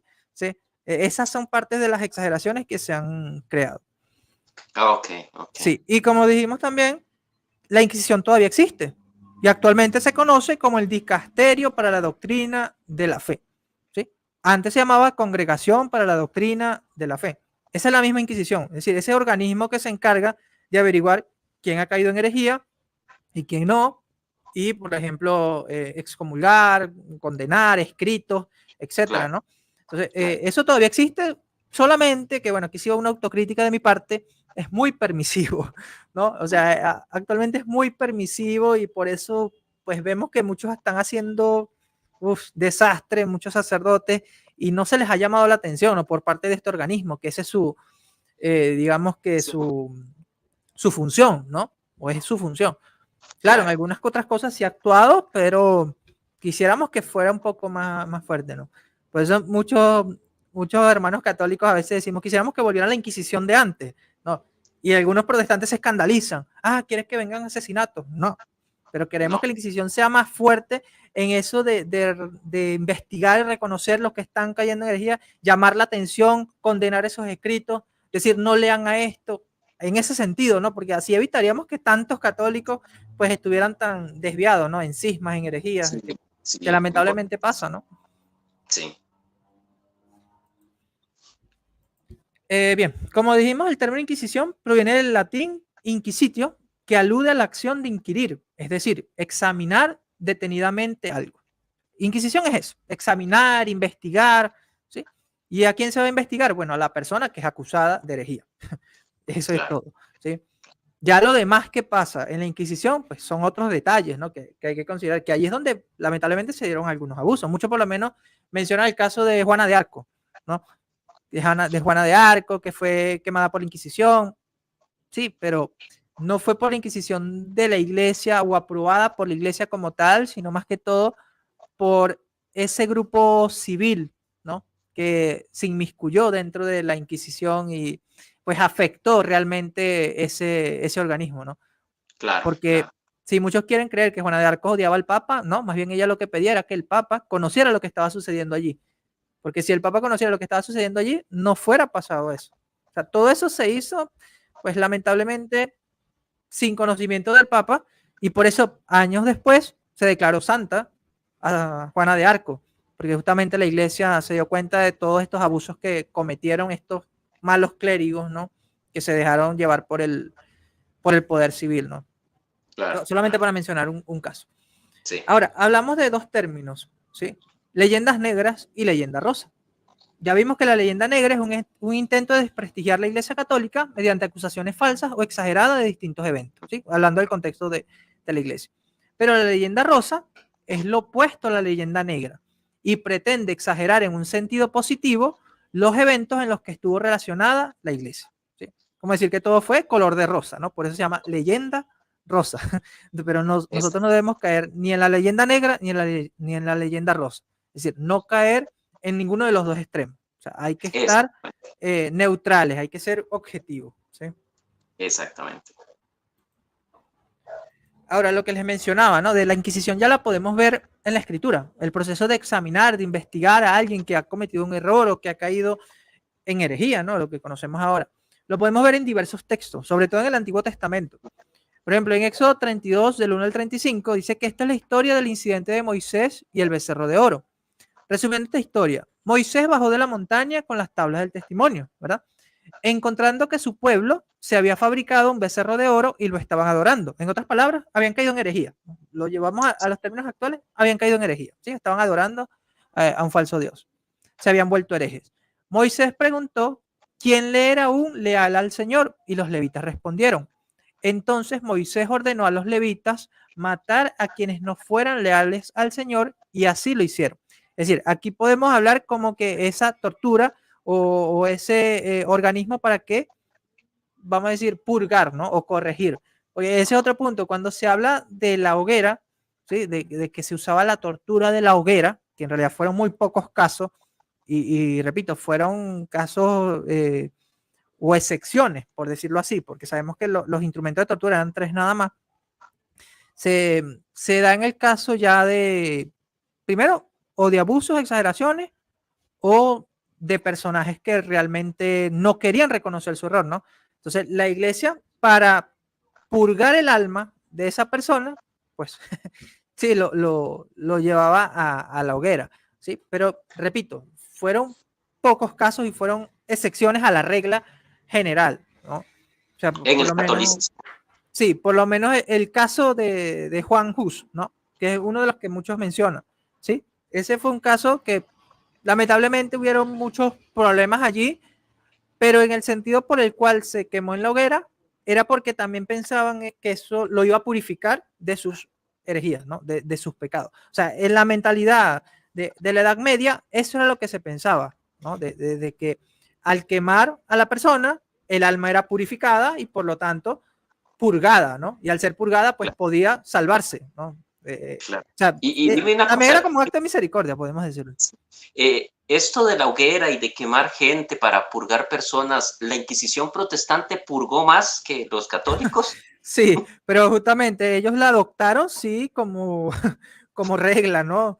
Por lo menos podemos hablar del caso de los puritanos en Estados Unidos y un caso muy sonado, ¿no? Y que quizás muchos cuando hayan escuchado sobre las brujas de Salem piensan que fueron los católicos, la Inquisición católica, quienes mandó a la hoguera, ¿no? A estas mujeres acusadas de brujería. Y en realidad no, fueron los protestantes, los puritanos, ¿sí? Porque ellos daban mucho énfasis a eso de la casa de brujas. Sí. De hecho, hay una leyenda negra también muy atribuida a la iglesia, que es del manual de inquisidores, ¿no? El Maleus Maleficarum, ¿sí? Ujú. Pero dicen que fue aprobado por el Papa, que fue aprobado por unos inquisidores, etcétera.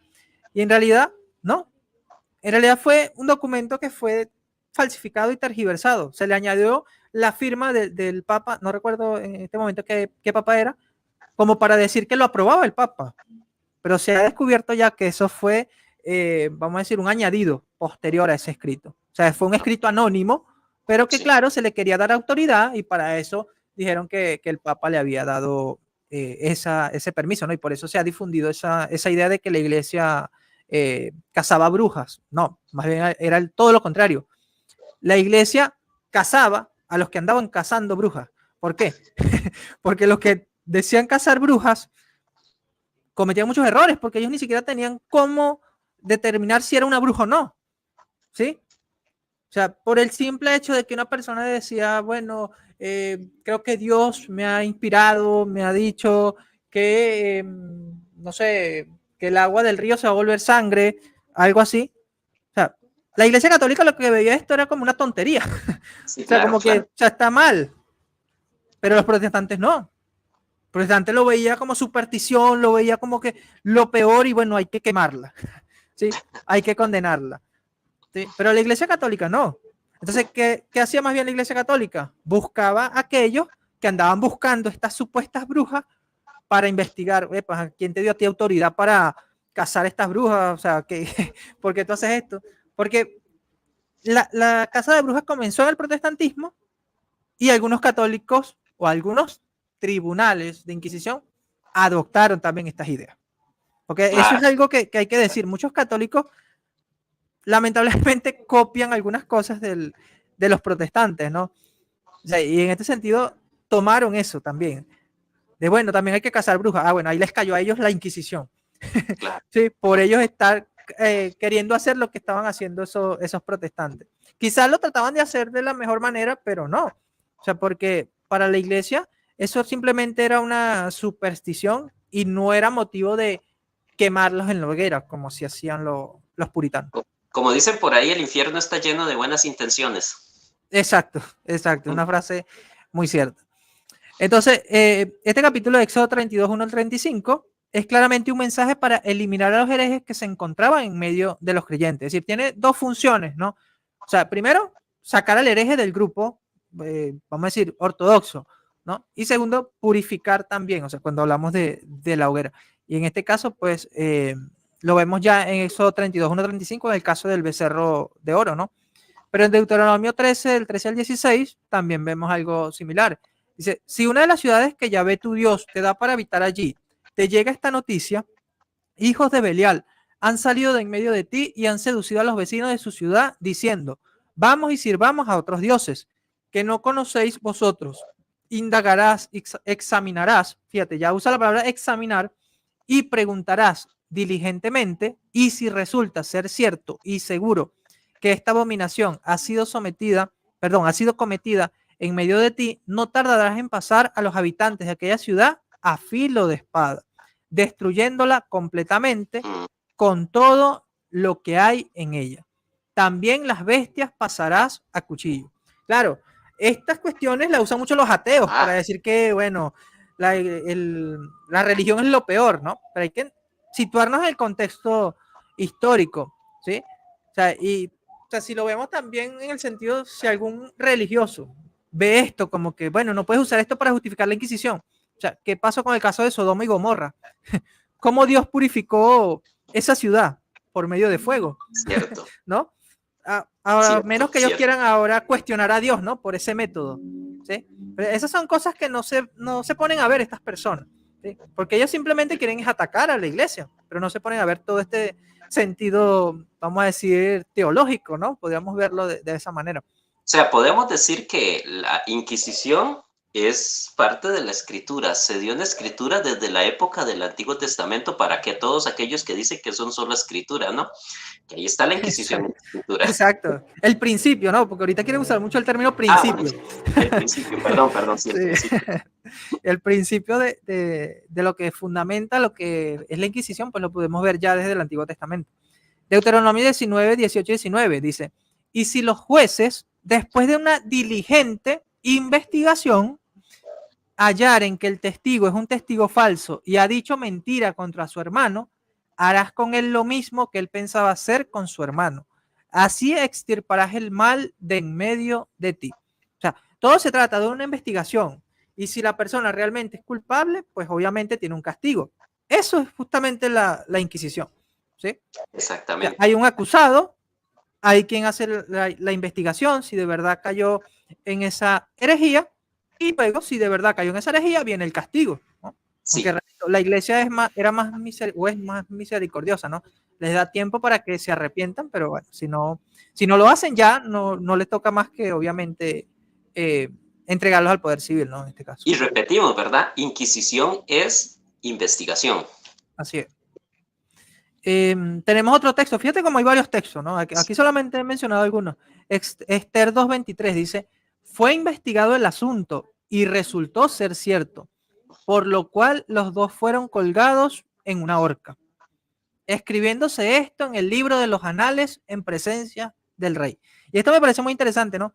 Porque realmente nosotros conocemos la realidad de la Inquisición es por los datos documentados que hay. ¿Sí? O sea, tengo entendido que el hermano Cristian Rodrigo Iturralde fue a los países y fue a buscar esas actas que existen de esos juicios de Inquisición. Y así se comprobó que no es tal como las exageraciones pretenden, ¿no? Sino que fueron muchos menores a lo que se exagera, ¿no? A los millones que presentan. ¿Sí? Y ya lo vemos desde Esther 223, o sea, se quedaba un acta de lo que sucedía. O sea, lo mismo hacía la Inquisición, ¿no? Por eso, por lo menos con la Inquisición actual, es eso. O sea, si a alguien condenan sus escritos, esto queda notariado. Por ejemplo, en la página del Vaticano podemos encontrar la condena o la prohibición de los escritos de Hans Küng, ¿no? O sea, justamente eso lo hizo la Inquisición. O sea, por eso sabemos que Hans Küng no era un teólogo católico aprobado por la Iglesia, aunque muchos protestantes quieran hacerlo pasar como un teólogo católico. No, la Inquisición ya determinó, hablando en los términos de Inquisición, ya determinó que sus escritos no eran aptos para la teología católica y que no se podía considerar un teólogo católico.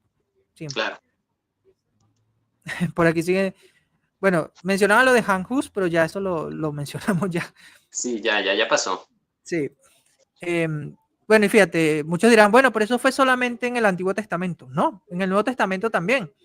Por ejemplo, en Mateo 18, 15 y 18, Jesucristo mismo nos pidió inquirir a una persona dudosa y a un tribunal de personas, él delega la autoridad final a su iglesia católica.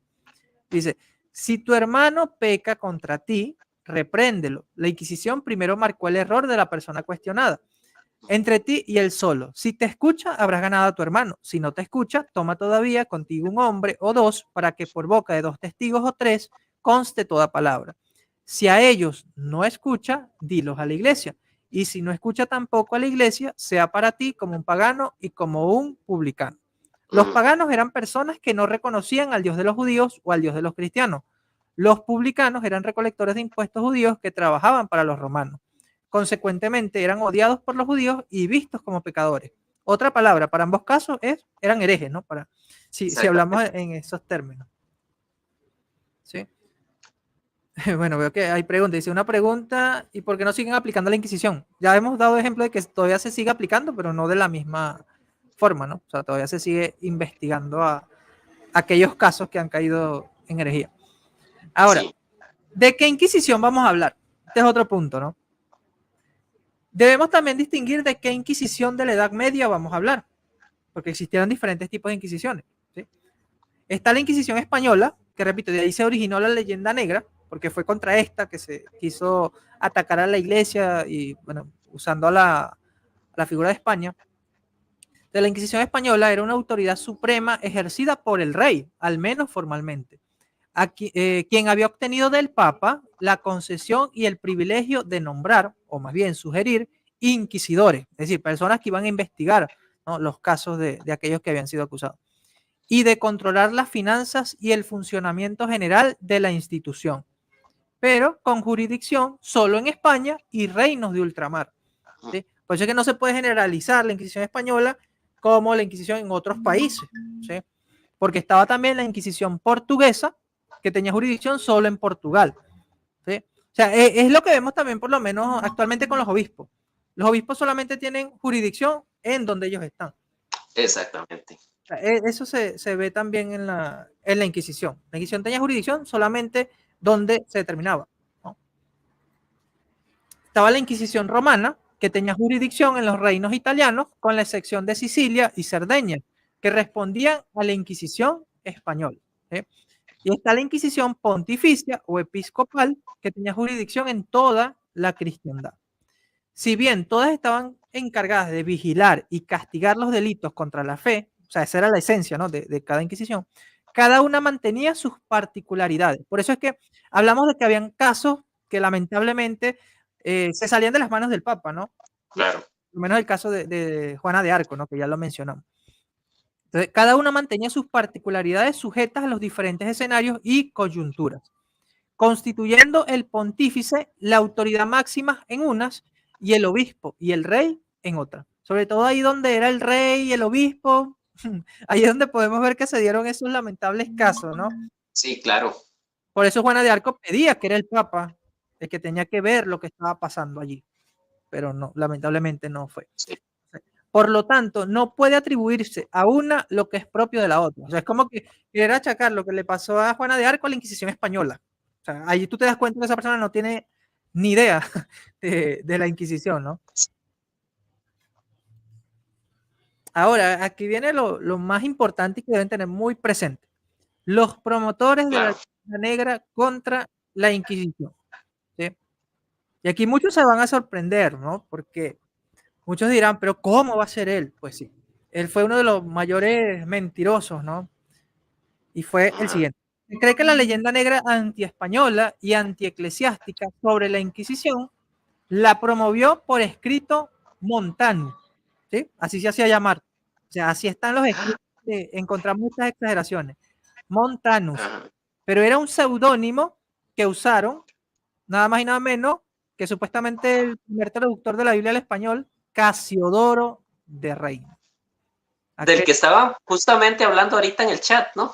aquel que muchos exaltan, ¿no? Como que, bueno, él fue el principal mentiroso, ¿no? Junto a Antonio Corro. O sea, eran dos protestantes del siglo XVI. Asimismo, la cantidad de imágenes ficticias o exageradas sobre la Inquisición fueron hechas y promovidas por el orfebre y grabador belga Theodore de Brie. O sea, el que vemos allí. Ajá. De esta leyenda negra, ¿no? O que los historiadores han llegado a esa conclusión, ¿no? Porque antes de ellos, pues no encontramos esas exageraciones que hay. Sí, Recordar que Casiodoro Reina es el de la Biblia del oso, ¿no? sí, sí, sí, uno de los autores junto a Cipriano de Valera.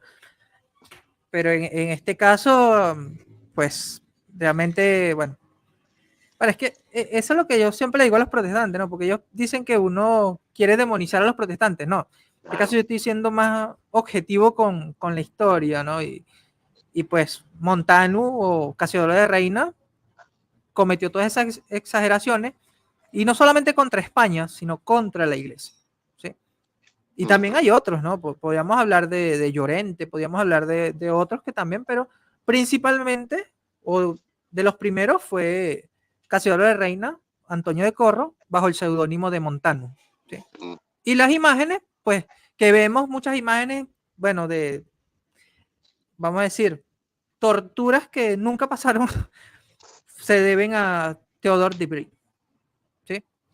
Otro Qué personaje barbaridad. que solamente quería atacar España. Sobre Claro. todo, él usó muchas imágenes con la Inquisición eclesiástica o la Inquisición española en América.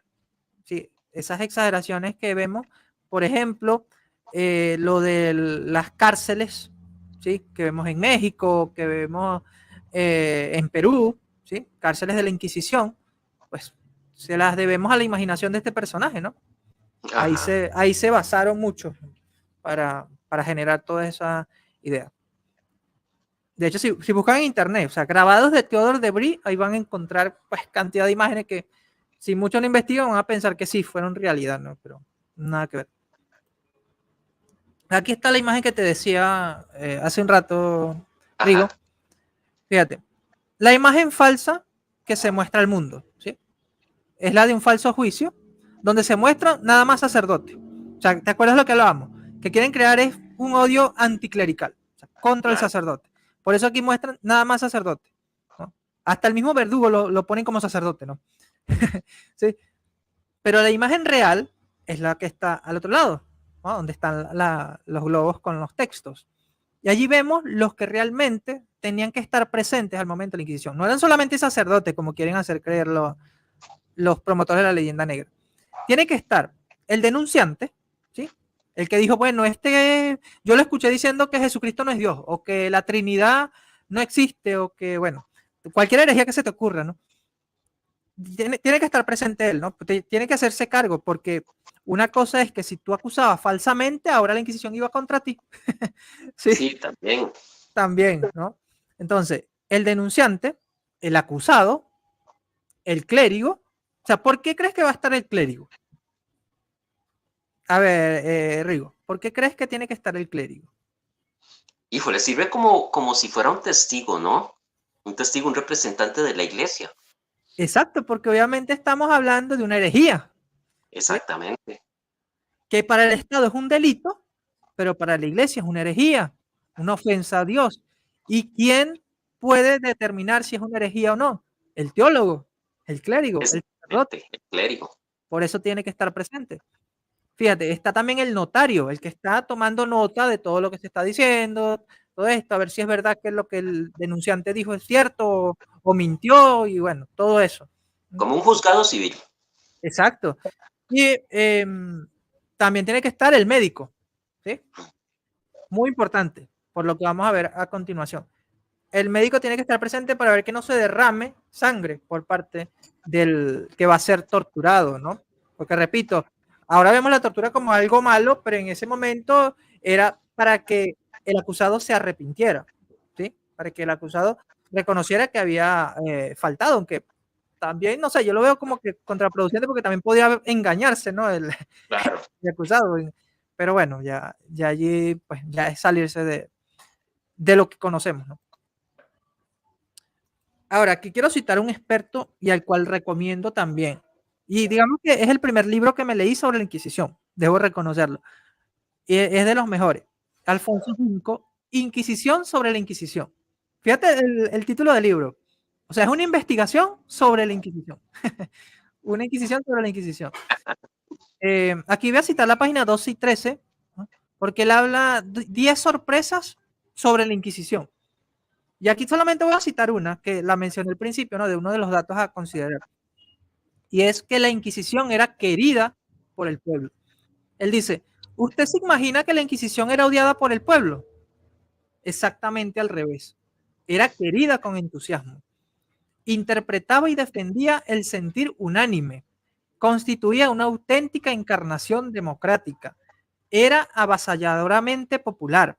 Verdad de tanta evidencia que la confiesan y proclaman protestantes como Tignor y Prescott o heterodoxos como Revilla y Unamuno. O sea, no solamente católicos dicen esto, también lo confiesan protestantes y heterodoxos, ¿no?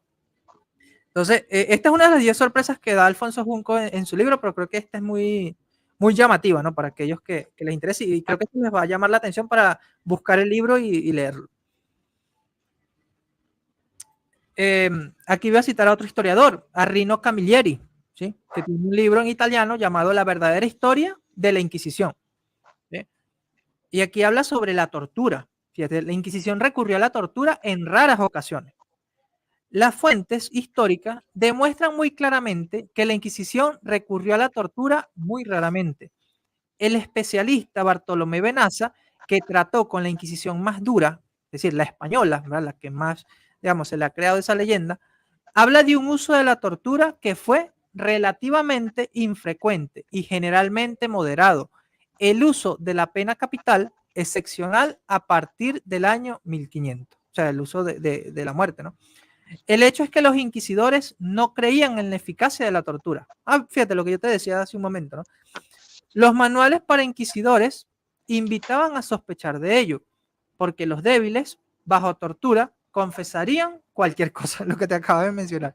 Y los duros fácilmente habrían persistido en ello. Ahora bien, como cualquiera que se resistiera a la tortura, sin confesar, era automáticamente puesto en libertad. Se deduce que la tortura fue de poca utilidad como medio de prueba. No solo, la confesión obtenida bajo tortura debía ser confirmada por escrito por el acusado posteriormente, sin tortura. O sea que después que tú te confesabas que sí, bueno, te arrepentías de tu pecado, posteriormente tenías que confesarlo por escrito, ¿no? Ahí tú te dabas cuenta si de verdad la persona lo había dicho solamente porque había sido torturado o realmente estaba arrepentido, ¿no? Esa era la función de esto. Entonces, solo entonces se podía llevar ante los tribunales las eventuales confesiones de culpabilidad, ¿sí? Porque también está lo que se conoce como el acto de fe, ¿sí? Que tú después que te arrepentías de aquella herejía, tú lo decías públicamente, o la iglesia te mandaba que lo hicieras públicamente, ¿no? En la plaza, ¿sí? Claro. Eso también era una forma de demostrar que realmente estabas arrepentido de dicha herejía. Para que no quedara duda. Sí. Y aquí está lo que te mencionaba hace un momento, los instrumentos usados por la Inquisición. En el año 1252, la bula Ac Extirpanda admite la tortura, pero siempre con un médico. El podesta o alcalde o el rector de la ciudad está obligado a contrañir a los herejes a hacer confesiones y a denunciar a sus cómplices, sin que, sin embargo, les haga perder un miembro o poner en peligro su vida. Esto lo dice la bula extirpanda el 15 de mayo de 1252 por el Papa Inocencio IV. ¿Sí? O sea, no podía derramar sangre. ¿Sí? Claro. A ver, de esta manera la Inquisición establece desde 1252 solo 3 torturas y nada más. El cordel, que consistía en sujetar al reo en una mesa y luego dar vueltas a un cordel arrollado a sus brazos y piernas. La garrucha, el torturado era atado de las manos, elevado y dejado caer sin llegar al suelo, lo que provocaba intensos dolores en las articulaciones. Y la del agua, que consistía en verter agua sobre el rostro del torturado, produciendo una sensación de ahogamiento. ¿Sí? Claro, realmente eran torturas que ahora consideramos fuertes, pero en ese momento eran las más, vamos a decir, dóciles, ¿no? Comparadas con otras que vamos a ver ahora a continuación. Fíjate, estos son los instrumentos de tortura que nunca usó la Inquisición. La flauta del alborotador fue creada en el siglo XVII.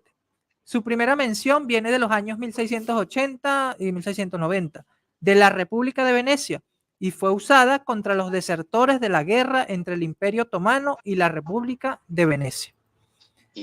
Otro es el aplastacabeza, que fue creado en el siglo XIV.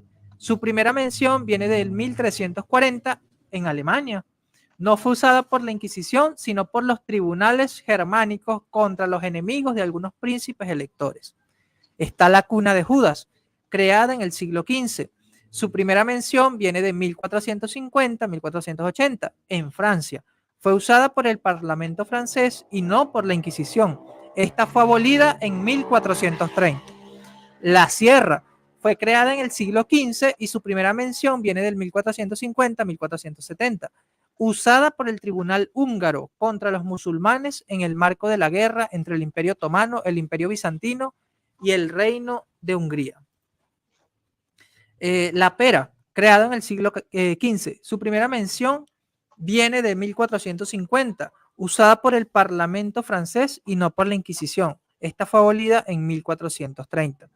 La capa de la infamia, creada en el siglo XVII y su primera mención viene de Johann Felix Siebenkees en 1790, usada por el Parlamento de Nuremberg, protestante, contra ladrones y prostitutas. La doncella de hierro, que fue creada en el siglo XIX y creada por órdenes del Segundo Reich como parte de la propaganda anticatólica, tomando como base la capa de la infamia del siglo XVII por la Nuremberg luterana. Protestante. Sí. Y bueno, aquí quiero citar a Kimberly Lin, una historiadora de este tema, ¿verdad? De la Inquisición, que es el tema que estamos tratando, porque ella profundizó también en todo esto, ¿no? Y ella llegó a la siguiente conclusión. Dice, ahora hay un vasto cuerpo de estudios que examina los orígenes, prácticas y significados de la Inquisición española. Desde el siglo XIX, los historiadores se han basado en el gran corpus documental de la Inquisición. Entre mediados de la década de 1970 y mediados de 1990, un talentoso grupo de historiadores revolucionó el estudio de la Inquisición española. Estos académicos investigaron sus mecanismos legales, políticos, religiosos y sociales. Estudiaron los patrones de enjuiciamiento y sentencia y encontraron que la Inquisición española, al menos después de 1540, era mucho menos sangrienta de lo que se imaginaba anteriormente. Como resultado de la avalancha de estudios de la Inquisición, los académicos ahora tienen una gran cantidad de materiales contextuales y metodologías sofisticadas en las que basar sus investigaciones. ¿Sí? Esto lo dice Kimberly Lin Hossain, que es PhD en Historia en la Universidad Johns Hopkins bajo la dirección de Richard Kagan y profesor asistente en la Western Washington University. O sea, no es una youtuber. No es una youtuber, a eso iba yo. Sí. Y finalmente, quiero dejar esta reflexión del quien citamos al principio, ¿no? Pero al principio citamos solamente una frase, que es el historiador y sociólogo francés ateo y exmasón Léon Moulin, ¿sí? Que es citado por Victorio Messori en su libro Leyendas Negras de la Iglesia, un libro que también les recomiendo. Dice, hace caso a este viejo incrédulo que sabe lo que se dice. La obra maestra de la propaganda anticristiana es haber logrado crear en los cristianos, sobre todo en los católicos, una mala conciencia, infundiéndoles la inquietud, cuando no la vergüenza por su propia historia. A fuerza de insistir, desde la Reforma hasta nuestros días, han conseguido convenceros de que sois los responsables de todos o casi todos los males del mundo.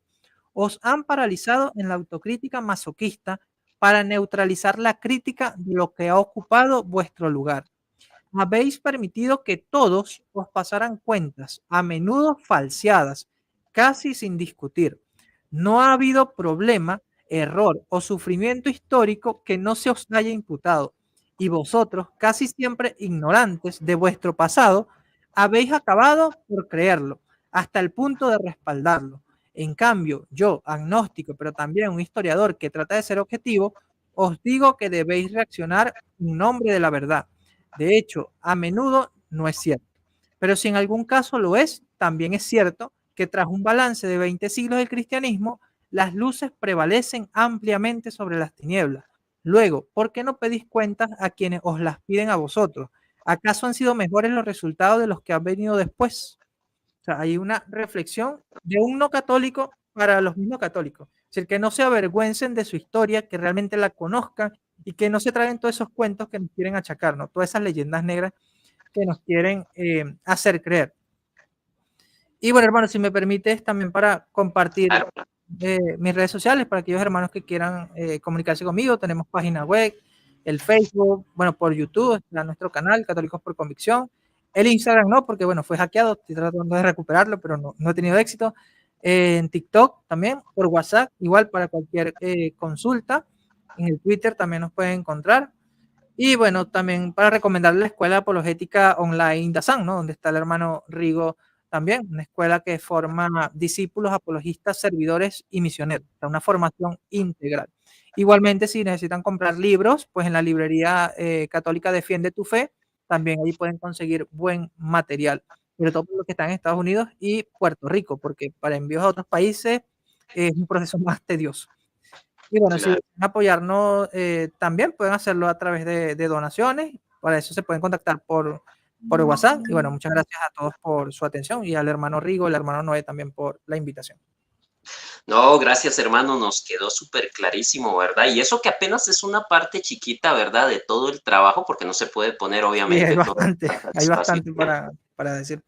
Aquí solamente quise tratar como lo esencial, lo que el católico debe conocer, ¿no? Y el no católico sincero, pues también esto le debe mover a buscar realmente la verdad sobre este tema.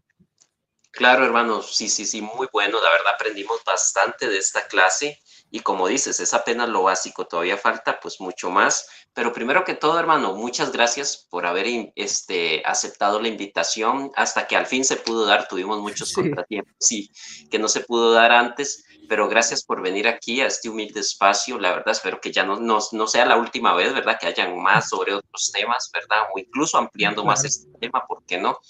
Y pues gracias también, como dices, a Noé por prestarnos el espacio aquí del canal de Huella Católica. Gracias a las personas, ¿verdad?, que han estado a lo largo ya de esta hora 47 minutos aquí, pendientes, aprendiendo.